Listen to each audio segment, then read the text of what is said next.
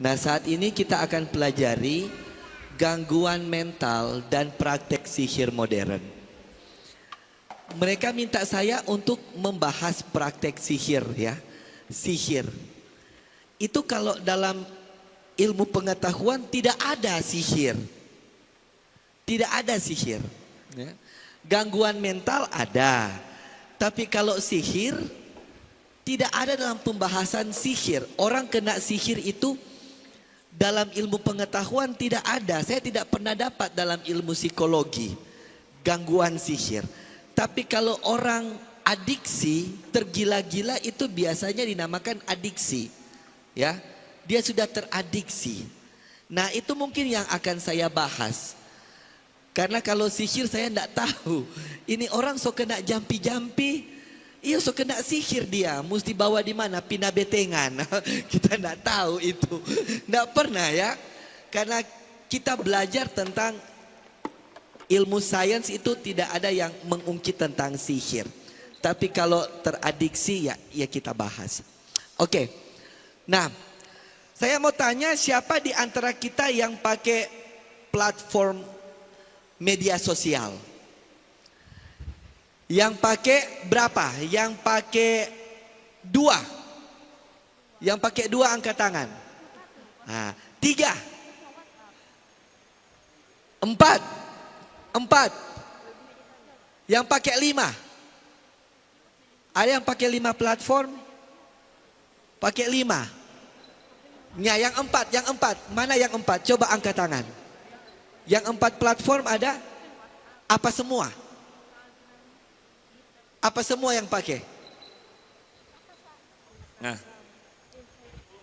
YouTube, WhatsApp, TikTok, Instagram. Oke. Ini udah pakai 4 ya. Pakai 4. Nah, sekarang saya mau tanya, apakah ini berkat atau kutuk? Ini platform ini berkat atau kutuk? Ada Insta, ada Facebook, ada WhatsApp, berkat atau kutuk? Ya. Berkat atau kutuk? Nanti kita jawab seperti itu, tergantung ya, berkat atau kutuk tergantung. Itu berkat atau kutuk. Nah, coba Anda bayangkan dulu waktu belum ada WhatsApp. Belum ada WhatsApp. Kemudian tiba-tiba acara Evang Pemuda ditunda. Tidak sore ini tapi nanti akan dilaksanakan besok sore. Kalau Anda tinggal di kampung saya Rerer, DP Jalang begini-begini. Gong itu pemuda ada 20 rumah. Ngoni pe berat 80 kilo, pe kelar bicara pas semua kurang 15 kilo. Ngoni bayangkan mau bilang, tok tok tok, ibadah tunda besok sore. Turun lagi 1 kilo, tok tok tok, ibadah nanti besok sore. Naik lagi, tok tok tok, ibadah nanti besok sore. Ngoni bayangkan langsung turun ngoni pe badan. Mar karena ada WhatsApp, cepat sekali toh, langsung masuk ke grup. Ibadah Evang Pemuda, Remaja dan Pemuda ditunda. Hari ini jadi besok sore. Tuhan memberkati kita semua. Selesai. Selesai. Tidak repot. Oleh karena apa? Oleh karena ada platform yang diberikan oleh ya teknologi, perkembangan teknologi. Ya, ini semua kegunaannya. Oke, mari kita lanjut. Next. Nah, ada banyak. Sekarang saya mau tanyain dulu. Apa guna ini media sosial? Tujuannya ada media sosial. Tujuannya apa? Jual-jual orang? Apa? Jual-jual teman? Wah, bukan main ini pendeta. Nggak pernah melawat. Kiranya Tuhan memberkati. Rasa jo pendeta siapa? Up. Nah. Sekarang apa tujuan ada platform? Tujuannya cuma satu, untuk berbagi informasi. Betul enggak? Jual pisang goreng, post di Facebook. Betul enggak tempatnya? Betul, kita lagi jualan, ayo beli. Ya, ada KKR sebentar dilaksanakan, diundang bagi semua untuk datang. Ya betul, tempatnya di sini. Bukan main ini bendahara gereja. Dia pikir orang nin tahu tu doi dia dah pakai. Barasa jo. Betul? Tempatnya? Salah, ya. Nah, definisinya itu adalah tempat informasi, berbagi informasi, tapi bukan untuk jual-jual orang. Yang sering jual orang lewat platform bertobat, saudara. Oke, lanjut. Nah, kita akan belajar, ya lanjut aja, skip aja ini. Next. Oke, gunanya adalah ini timbul pro dan kontra, tapi bagi kaum tua, ini media sosial itu adalah untuk membunuh kesunyian, ya, membunuh loneliness. Siapa yang merasa lonely di sini? Ada? Yang merasa lonely, coba angkat tangan. Yang merasa lonely? Semua tidak ada yang merasa lonely. Yang sering bangun tengah malam tiba-tiba menangis, ada enggak? Saya kepala asrama berapa tahun ya? 8 tahun kepala asrama laki-laki. Kalau saya kasih HP di asrama, kan di asrama tempat saya bekerja, itu tidak bisa pegang HP di jam tidur. Semua HP harus dimasukkan ke loket-loket yang sudah disiapkan. Jadi jam tidur tidak boleh pegang HP. HP itu hanya bisa dipegang sampai jam 7 sebelum ibadah. Kemudian dimasukkan. Tapi kalian tahu, kalau malam minggu saya suka kasih free phone sampai jam 10. Kalau free phone-nya sudah dikasih, anak-anak tidak mau keluar kamar. Kalian tahu, cuma dia dengan HP dalam kamar begini-begini.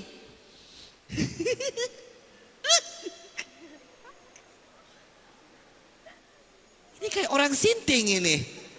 Ini cuma HP dengan dia. Kadang-kadang dia begini. Oh Tuhan daratan. Aduh. Ini cuma dia dengan HP. Ada Mem Vera di sini ya. Ada Mem Grace juga. Yang pernah kepala asrama dengan saya sama-sama. Jadi tahu anak-anak kalau pegang HP bagaimana. Langsung perilakunya berbeda. Perilakunya berbeda. Ya, kalau pegang HP. Jadi artinya HP itu memang membunuh kesunyian. Sekarang kan istilahnya biar my tuan yang tidak ada, yang penting itu HP ada pulsa, ada paket.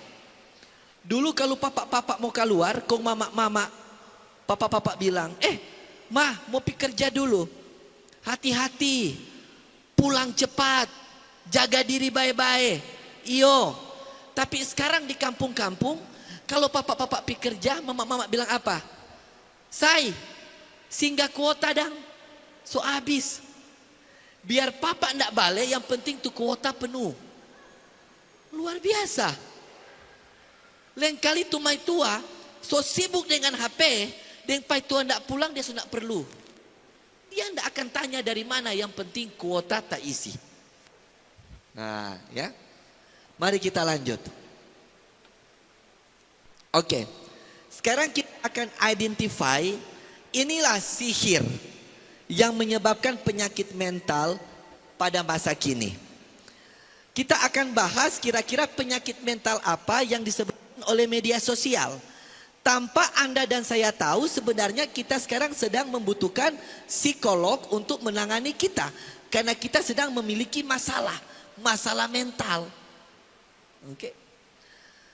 Nah, memang media sosial sangat menolong, ya, sangat menolong. Dulu coba pikir, kalau misalnya Anda punya tua, ada tinggal di mana? Tinggal di Papua. Kemudian tua Anda meninggal di Papua. Mau kasih tahu kalau tua Anda sudah meninggal. Dulu kan Anda kirim surat pakai kilat khusus, itu cepat. Pokoknya 3 hari so boleh sampai tuh surat. Maka kalau you pakai perangko Soeharto yang harga berapa 500, ngoni tunggu akang jo so 40 hari belum sampai tuh surat. Betul, zaman dulu.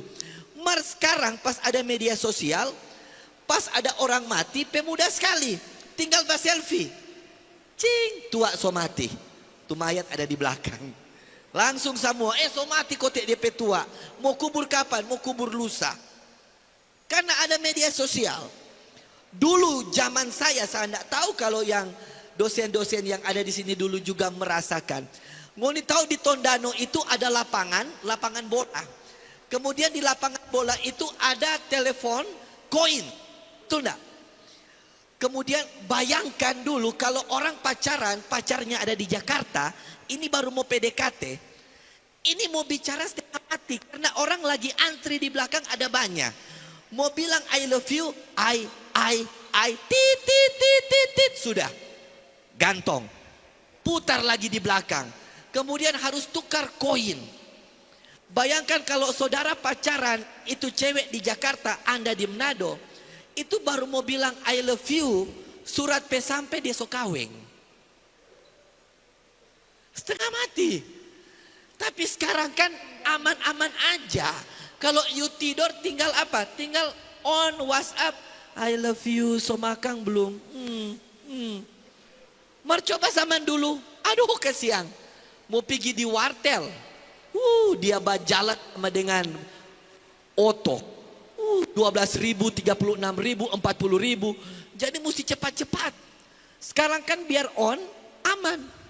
24 jam Anda bicara, oke. Itu efek positif ya dari penggunaan media sosial. Efek positifnya ada banyak. Kalau Anda kasih mahasiswa baking jurnal buat penelitian, langsung masuk download jurnal banyak kan? Makanya kadang-kadang mahasiswa punya bahasa lebih mantap dari bahasa-bahasa dosen karena tinggal AI. Kopi semua. Wih, sadis sekali. Sampai dengan di Meet juga saya lihat. Ngana belum tamat S1 ngana bahasa paper memang di atas surga. Luar biasa. Ya, karena tinggal kopi. Efek negatif, coba Anda pulang di rumah. Kalau Anda duduk di rumah, 1 jam duduk, kemudian papa pegang HP, mama pegang HP, anak pegang HP, dan tidak ada percakapan selama 1 jam, karena semua dengan HP, there's something wrong. Ada yang salah. Berarti keluarga Anda itu tidak sehat. Kalau waktu duduk di meja makan, Anda makan, kemudian HP mulai bermain sambil makan, ada yang salah. Kalau mama dan papa ketemu dan duduk sudah 2 jam, kemudian mama cuma begini, so angkat tuh baju, sudah, tunggu kok, berarti ada yang salah. Ini efek negatif. Efek negatif dari media sosial, mendekatkan orang-orang yang jauh dan menjadikan jauh orang-orang yang dekat. Ya, itu efek media sosial.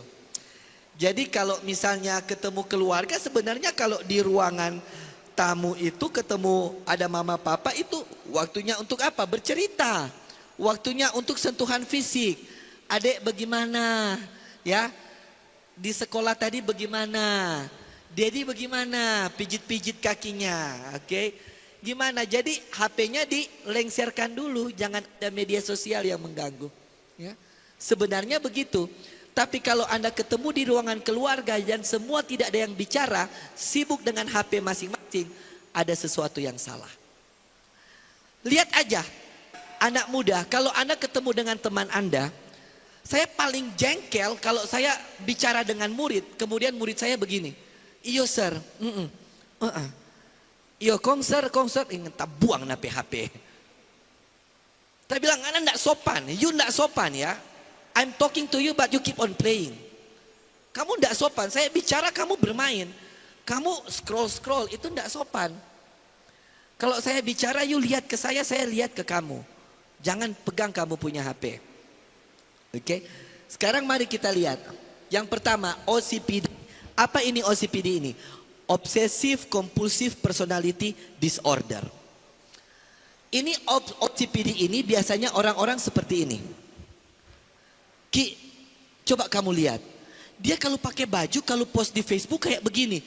Nggak cocok kan? Iyo, geli coba kamu lihat. Kayaknya nggak match. Coba lihat. Ini suaminya kayaknya ketuaan.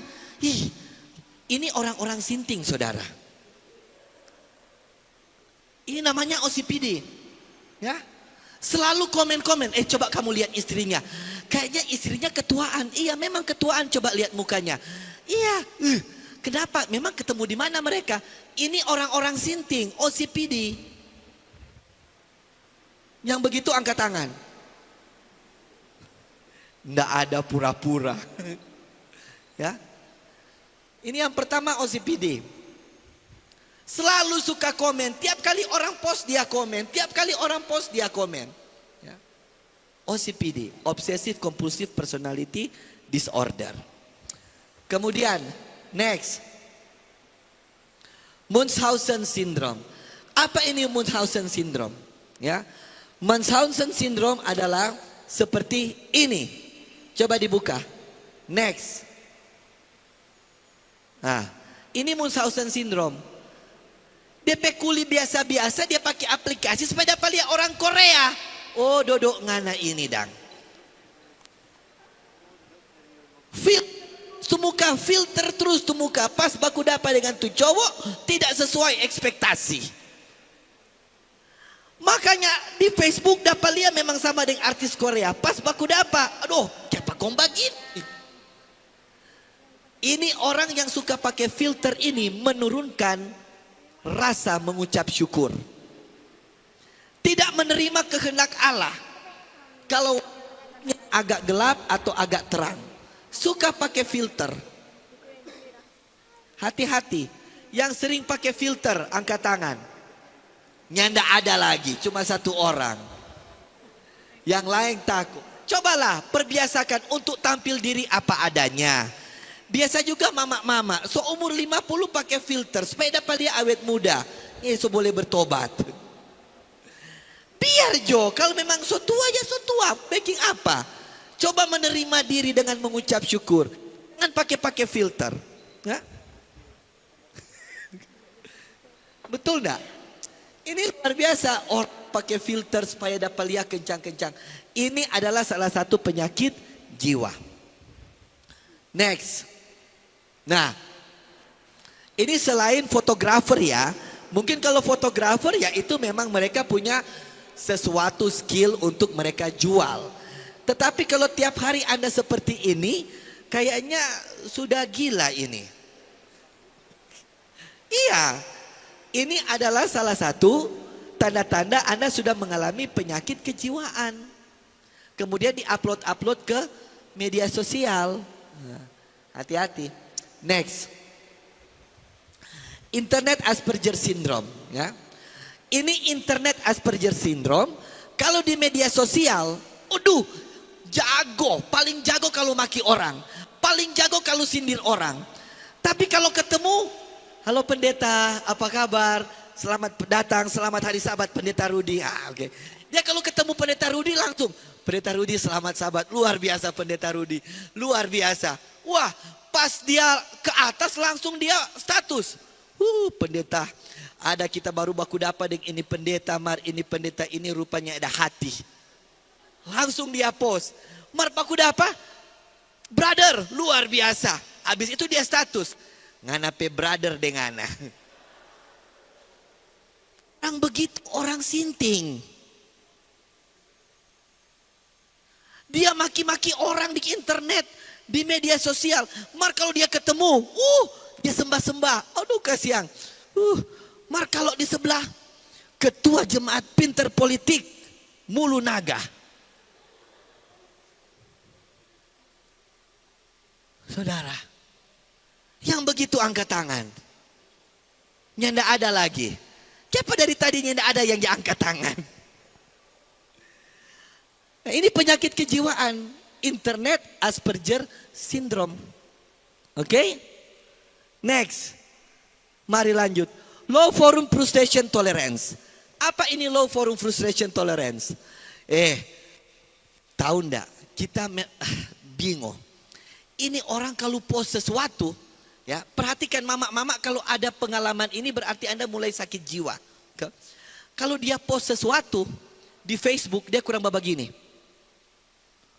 Puji Tuhan, so 3 sudah like, baru 1 menit so 3 sudah like. Aduh, sedikit-sedikit lagi ibadah. Demi Tuhan so 10 sudah like. Udah so 100. ketua daerah so like kita punya. Aduh puji Tuhan, dia so like. Aduh dia so like. Dia pergi di WC dia. Aduh dia langsung komen. So 30 tu dah komen. Aduh so 30 tu dah komen. Aduh pica 500 dong kita ini malam tu dah like. Aduh memang jago kita itu sinting dia penama. Sakit jiwa itu. Ya. Ini kan orang yang haus untuk apa? Dipuji orang. DP nama itu orang makan puji. Betul enggak? Kecuali kalau yang dia kasih itu firman Tuhan. Banyak yang lain. Terima kasih pendeta sudah menguatkan. Amin. Mar yang dia dah post apa? Dia pe foto ada di kelabat kong dah begini. Ya. Seperti ini. Jadi tiap kali tinggal cek-cek dia punya HP. Aduh Tuhan so banyak yang like, so banyak yang like. Nah ini adalah penyakit kejiwaan. Sakit jiwa. Kita nak bertunjung sapa. Mar kalau merasa ya so boleh bertobat. Jangan tak terus mar ada rumah sakit jiwa no di Manado. Nanti mau antar. Oke. Next. ADHD. Attention Deficit Hyperactive Disorder. Oke. Ini penyakit selanjutnya adalah Attention Deficit Hyperactive Disorder. Coba Anda kalau kerja begini. Kalau Anda kerja kemudian lagi mengetikkan, Anda lagi pakai laptop, Anda mengetik. HP Anda ada di samping. Samping begini. Pernah enggak Anda begini? HP-nya enggak bunyi. HP-nya enggak bunyi. Enggak ada WhatsApp yang masuk. Tapi Anda enggak nyaman kalau enggak lihat HP.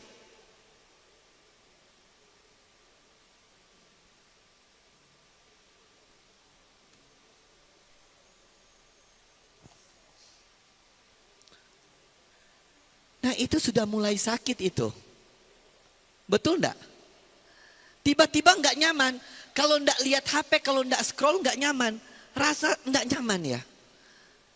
Yang paling sadis juga kalau Anda ke gereja. Pas sampai di gereja. Aduh pendeta, boleh pinjam kunci motor ke apa? Aduh tapi HP dah tak tinggal. Tak tinggal di mana? Tak tinggal di kamar mandi, mau ambil dulu tuh HP. Aduh kita kokoknya dah HP setengah mati pendeta. Dia ambil dia punya HP. Pas balik ke gereja, pendeta tanya, Ibu, sudah dapat tuh HP? Iyo, aduh puji Tuhan sudah dapat tuh HP. Kau tuh baik tua mana dang? Aduh pendeta keselamatan masing-masing. Yang penting tuh HP sudah diselamatkan. Ini saya enggak tahu ya, enggak mengerti ya. Nah banyak orang terperangkap dengan sihir modern. Saya rasa inilah sihir modern saat ini. Di mana orang itu lebih teradiksi dengan HP. Anda nyaman enggak kalau pergi ke Manado tanpa HP? Nyaman enggak? Enggak nyaman kan? Oke. Nah ini Attention Deficit Hyperactive Disorder atau ADHD. Next. Ada lagi. Penyakit yang lain. Coba next. Depresi. Nah biasa depresi ini orang-orang yang suka mengurung diri seharian hanya dengan HP. Hati-hati. Hanya dengan TikTok semua lihat-lihat. Hati-hati ya. Jangan biarkan anak Anda mengurung diri satu hari dengan HP. Cuman keluar makan atau makan bawa di dalam langsung dengan HP. Ya. Banyak hal yang bisa terjadi. Orang biasa bisa depresi oleh karena HP, media sosial, selalu menyendiri. Ya. Depresi merupakan istilah umum untuk menggambarkan perasaan sedih yang mendalam atau tertekan secara berlebihan. Depresi dapat menyebabkan hilangnya minat dan semangat di dalam diri, malas beraktivitas, gangguan pola tidur, bahkan mampu mendorong kamu untuk bunuh diri. Biasa terjadi kepada anak-anak remaja. Mereka saling bully di media sosial, orang tua tidak kontrol, anak sudah sakit hati, tinggal di dalam terus, tidak mau keluar. Akhirnya anak sudah tertekan, sudah depresif, tidak ada orang yang tahu, akhirnya bunuh diri. Tidak jarang kasus seperti ini terjadi. Oleh karena kita tidak tahu. Bagusnya orang tua bisa settle di HP untuk pelacak ya. Bisa tahu anak ada buka apa nih. Nah, supaya kita bisa lacak terus. Dek, kenapa selalu papa cek ada buka ini? Emang ada apa di situ? Ditanyakan ya, ditanyakan. Dan kalau misalnya Anda mengalami hal-hal yang tidak mengenakan di media sosial, Anda bisa komunikasikan dengan orang yang berkompeten yang bisa menolong Anda. Jangan disimpan sendiri, akhirnya Anda depresi dan melakukan hal-hal yang tidak diinginkan. Oke, next. OCD. Anda perhatikan enggak, orang kalau terbiasa lihat media sosial dengan HP, tiba-tiba kalau jalan begini, HP-nya enggak bunyi, dia enggak scroll-scroll, tapi HP-nya dibikin-bikin begini. Iya, kong bagaimana? Oh, di saku begini-begini. Iya, iya. Gini. Padahal HP-nya enggak ada apa-apa. Enggak ada orang telepon, enggak ada apa-apa ya. Cuman suka-suka. Ulang-ulang. On off. Nah, ini adalah orang yang menderita penyakit OCD, Obsessive Compulsive Disorder. Oke, next. NPD. NPD ini biasa terjadi kepada kaum wanita, tapi bagi laki-laki juga sering jadi. Contoh, baru bangun pagi, masih di tempat tidur, dia sudah selfie. Selamat pagi dunia maya. Betul? Terus habis mandi, dia langsung selfie. Sambil mulutnya mancung ke depan. Siap-siap ke kampus. Oke. Waktu sampai ke dalam kelas, dosennya belum ada, dia selfie lagi. Lagi menunggu namet-namet on the way coming. Nggak lama dia status lagi. Sudah di mikro, siap-siap ke Mantos. Sampai jumpa di Mantos. Sampai di Mantos dia masuk ke Solaria. Dapat nasi goreng. Dia foto nasi goreng. Nasi goreng panas-panas. Yang minat yuk di Mantos Solaria. Ini orang sinting. Semua dia status. Hati-hati ya. Hati-hati. Sekarang saya baru buka Facebook. Setelah 6 tahun tidak punya Facebook.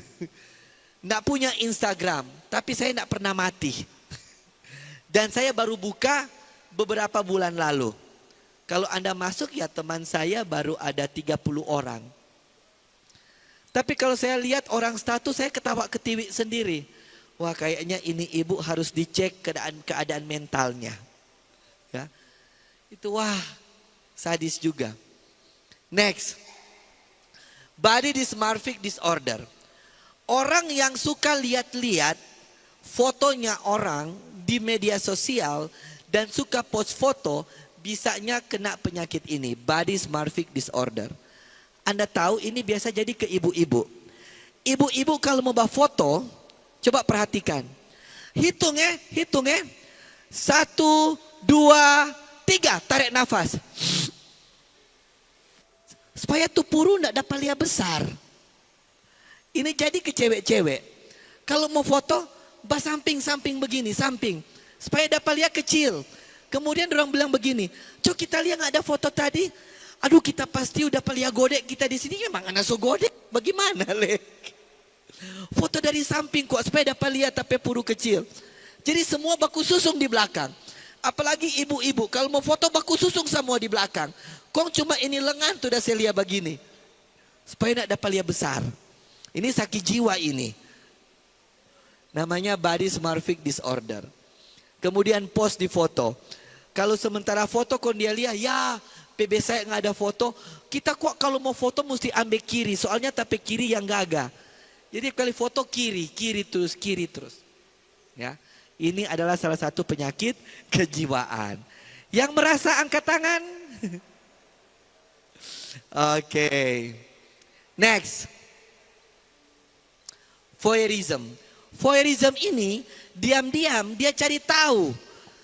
Itu dia pe teman pe papa pe nama, teman pe mama pe nama, dia pe tanpa suka dia pergi akang di mana, stalking, suka cari tahu orang pe urusan, suka cari tahu. Dia mau cari tahu, coba gua search. Dia punya mama pe kakak adik siapa semua. Dia cari tahu, nya ada orang dah bayar, dia cari tahu semua. Saudara dia dengan ini coba ngena cari tahu di mana. Di Facebook Joli DP persahabatan, koncek semua. Itu orang sakit mental, saudara. Ya, sakit mental. Oke, namanya voyeurism. Next. Lanjut. Addiction. Kalau Anda tidur kemudian HP di samping kepala, berarti Anda sudah addiction. Ya. Kalau Anda tidur HP-nya tidak bisa lepas dari Anda, harus di samping bantal, itu Anda sudah adiksi. Oke? Mari lanjut. Pikiran perlu dikendalikan karena pikiran memiliki pengaruh yang paling kuat atas keseharian. Imajinasi sering menyesatkan dan jika dituruti akan mendatangkan bentuk penyakit yang hebat ke atas yang ditimpahnya. Testimonies jilid 2 halaman 523 sampai 525. Next. Tubuh adalah perantara yang paling penting melalui mana pikiran dan jiwa diperkembangkan bagi pembangunan tabiat. Taklukkan kerajaan-kerajaan dan kuasa-kuasa penghulu-penghulu dunia gelap ini. Prophets and King 488 dan 489. Next. Thank you so much. Oke. Jadi di sini intinya adalah ingat, apa yang Anda lihat di medsos akan sangat mempengaruhi cara Anda berpersepsi. Semua yang Anda lihat akan mempengaruhi cara Anda berpersepsi. Dan kalau Anda sudah ketagihan, itu akan setengah mati. Anda akan adiksi. Dan butuh proses yang panjang untuk kembali lagi ke tahap normal. Tetapi bukan berarti kita tidak bisa sembuh. Semua bisa sembuh. Tetapi ingat satu hal, kesembuhan itu hanya jadi bagi mereka yang suka sembuh. Tapi kalau Anda tidak mau sembuh dan Anda membanjakan pikiran Anda membanjakan kebiasaan Anda, maka Anda dan saya tidak akan pernah sembuh selama-lamanya. Jadi kunci kebahagiaan adalah pada diri Anda. Semakin Anda melekat dengan sesuatu, semakin Anda tidak bahagia. Kenapa? Kalau Anda tidak ada HP nantinya, Anda pasti akan stres. Kalau kuota Anda itu sedikit, Anda akan stres. Tapi kalau Anda tidak terikat dengan HP, ada kuota atau tidak, itu tidak jadi soal. Kebahagiaan Anda akan tetap netral. Oke? Semakin melekat, semakin tidak bahagia. Tuhan berkati kita semua. Thank you.